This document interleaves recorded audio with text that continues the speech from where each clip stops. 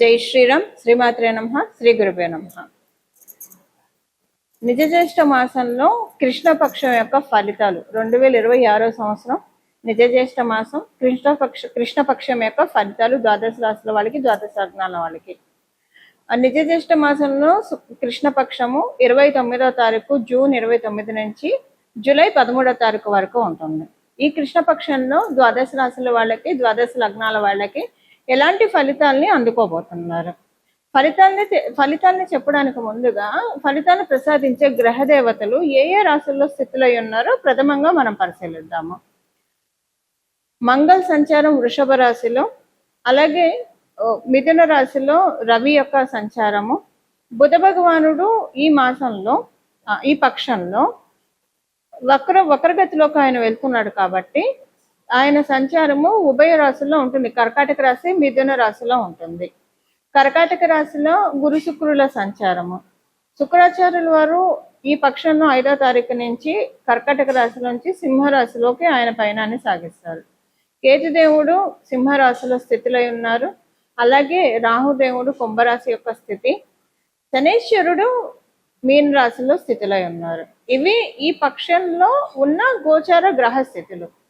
ఈ పక్షంలో ఉన్న ఈ గోచార గ్రహ స్థితులను అనుసరించి ఈ కృష్ణపక్షంలో నిజ జ్యేష్ఠ మాసంలో ఉన్న ఈ కృష్ణపక్షంలో ద్వాదశ రాశుల వాళ్ళకి, ద్వాదశ లగ్నాల వాళ్ళకి ఎలాంటి ఫలితాలు ఉంటాయో మనం పరిశీలిద్దాం.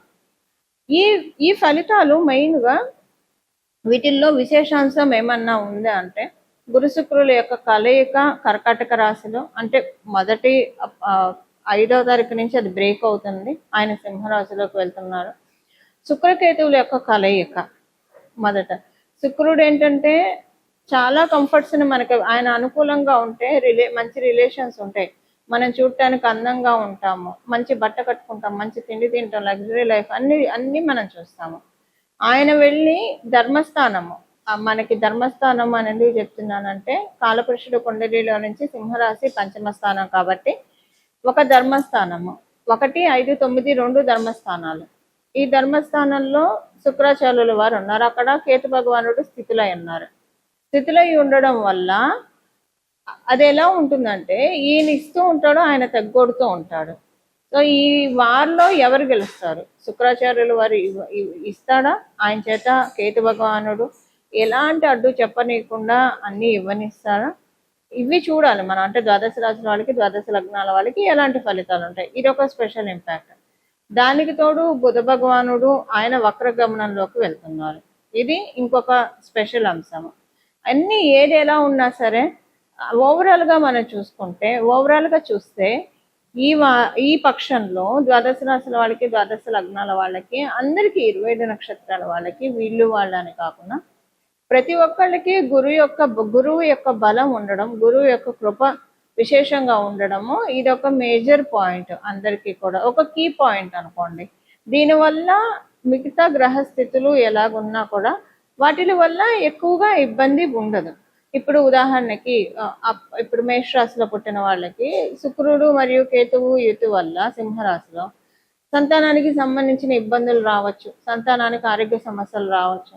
గురు భగవానుడు ఏం చేస్తాడు? ఆయన ఆచ్ఛాదన ఉంది కదా, ఆయన కర్కాటక రాశిలో ఉన్నాడు, సింహరాశిలో వీళ్ళిద్దరు ఉన్నారు.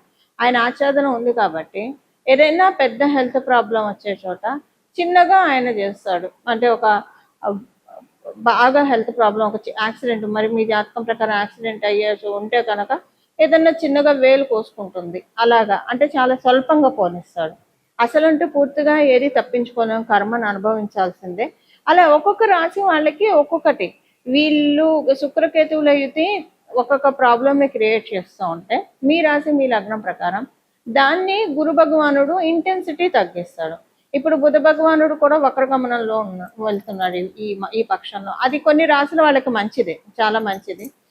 ఏ రాశుల వాళ్ళకి మంచిది? ప్రథమంగా కర్కాటక రాశి వాళ్ళకి మంచిది, ఆయన వక్రగతిలోకి వెళ్ళడము. ధనుసు రాశి వాళ్ళకి మంచిది, మీన రాశి వాళ్ళకి మంచిది. ఇది మేష వృశ్చిక రాశి వాళ్ళకి ఇది న్యూట్రల్గా ఉంటుంది, మంచి ఉండదు, చెడు ఉండదు. అలాగే కుంభరాశి వాళ్ళకి, మకర రాశి వాళ్ళకి మంచి అంటే న్యూట్రల్, మంచి కాదు, వాళ్ళకి కొంచెం ఇబ్బంది ఉంటుంది. అంటే న్యూట్రల్ కంటే కొంచెం బిలో యావరేజ్ ఫలితాలు ఉంటాయి.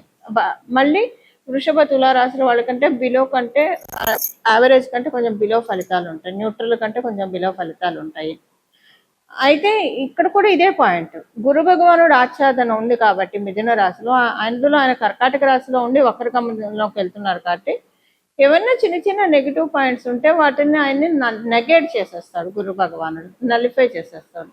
అది ఇప్పుడు గురు భగవానుడు సమక్షంలో ఉండడం వల్ల సేఫ్ గార్డింగ్ అనేది చాలా హైగా ఉంది ద్వాదశ రాశి వాళ్ళకి, ద్వాదశ లగ్నాల వాళ్ళకి. మరి ఇంకెందుకు ఆలస్యం, మీ రాశి వాళ్ళకి, మీ లగ్నం వాళ్ళకి ఎలాంటి ఫలితాల నుంచి ఆయన కాపాడబోతున్నారు, అసలు ఏం మంచి రిజల్ట్స్ కూడా రాబోతున్నాయి, ఇవన్నీ మనం ఒకసారి చూద్దాము. వృషభ రాశి. వృషభ రాశి వృషభ లగ్నంలో పుట్టిన వాళ్ళకి కమ్యూనికేషన్స్ విషయంలో చాలా జాగ్రత్తగా ఉండండి. చాలా కళ్ళు మిమ్మల్ని గమనిస్తున్నాయి అన్న విషయాన్ని మర్చిపోకండి. చాలామంది ఈర్ష్య, అసూయ, ద్వేషంతో ఉన్నారు. సో మీ మీద లేనిపోని చెడు ప్రచారాలు చాలా చేస్తారు. చెడు ప్రచారాలు కాకపోతే మీరు మాట్లాడిన మాటల్ని వక్రీకరించి చాలా ఇబ్బంది పెట్టాలని చూస్తారు. ఈ విషయంలో మీరు కొంచెం జాగ్రత్తగా ఉండాలి. మీ రాశిలో మంగళ కూడా సంచారం చేస్తూ ఉన్నారు. మీకు తెలియకుండానే మీరు ఎంత శాంతతత్వాన్ని మెయింటైన్ చేస్తూ ఉన్నా సరే ట్రిగర్ అయిపోతారు. ట్రిగర్ అయిపోయి మాటలు వదిలేస్తారు. మీకు అనిపిస్తుంది అలా మాట్లాడకుండా ఉండుంటే బాగుండేదేమో అని తర్వాత మీకు అనిపిస్తుంది. బట్ ఏంటంటే ఈ సమయంలో జరిగేది చేతులు కాలేక ఆకులు పట్టుకున్నాం అన్న చందాన్ని ఉంటుంది. అందుకని కొంచెం జాగ్రత్తగా ఉండాలి. కమ్యూనికేషన్స్ విషయంలో జాగ్రత్తగా ఉండండి. థ్రోట్ రిలేటెడ్ ఇన్ఫెక్షన్స్ రావడానికి ఛాన్సెస్ ఉన్నాయి.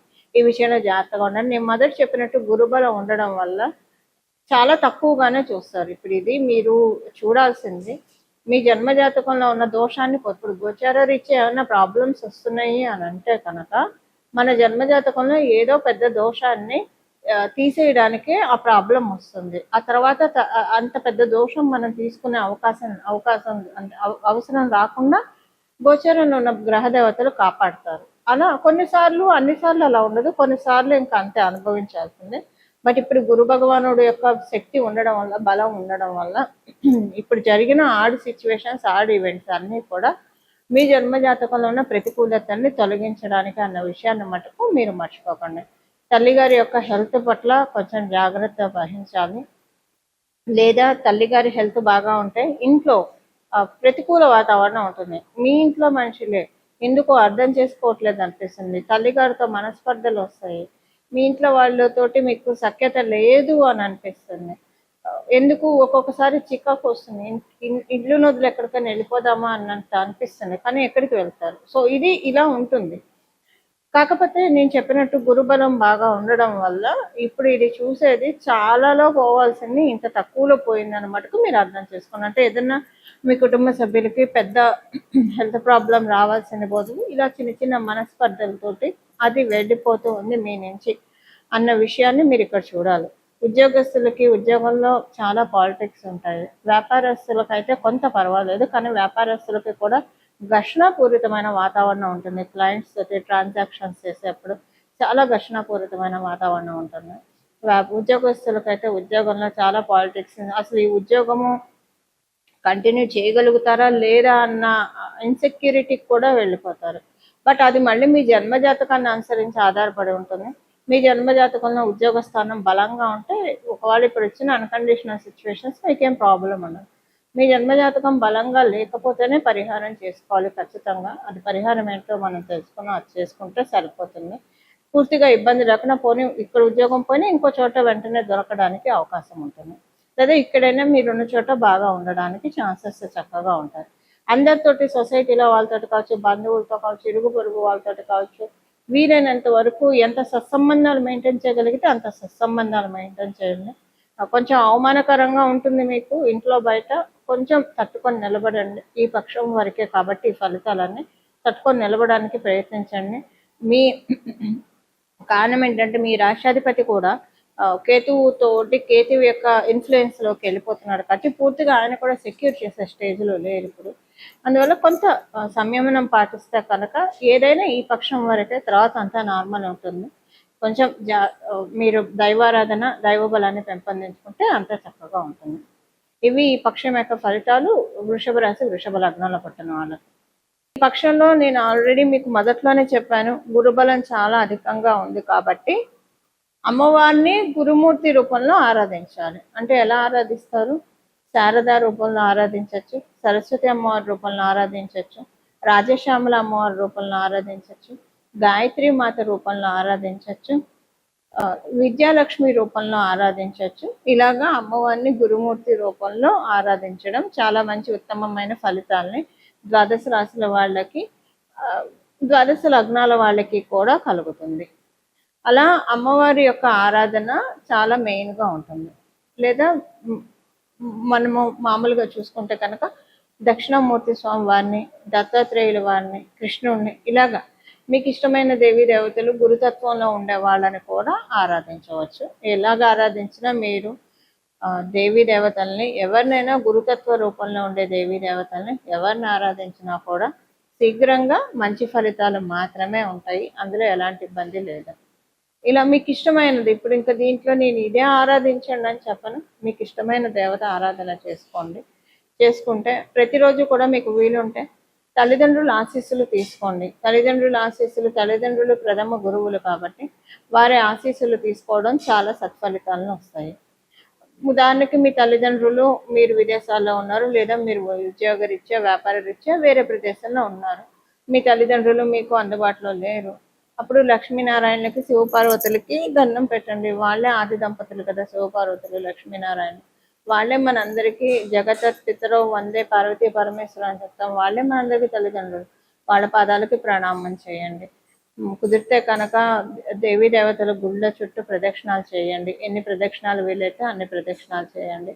ఇలా ఇవన్నీ చేస్తే కనుక ఈ పక్షం అంతా కూడా దైవ బలాన్ని ఇంకా క్రోడీకరించుకోవడానికి చక్కటి సదావకాశం గోచార రీత్యా మనందరికీ కూడా కలుగుతాయి. ఇలా మనందరం కూడా గురువు యొక్క కృపని పొందాలని చెప్పి, గురువు యొక్క కృపతోటి మన జీవితాన్ని ఆనందమయం చేసుకోవాలని మనస్ఫూర్తిగా మనందరి తరఫున గురుమూర్తిని ప్రార్థిస్తూ మంగళం. నమో భగవతే వాసుదేవాయ.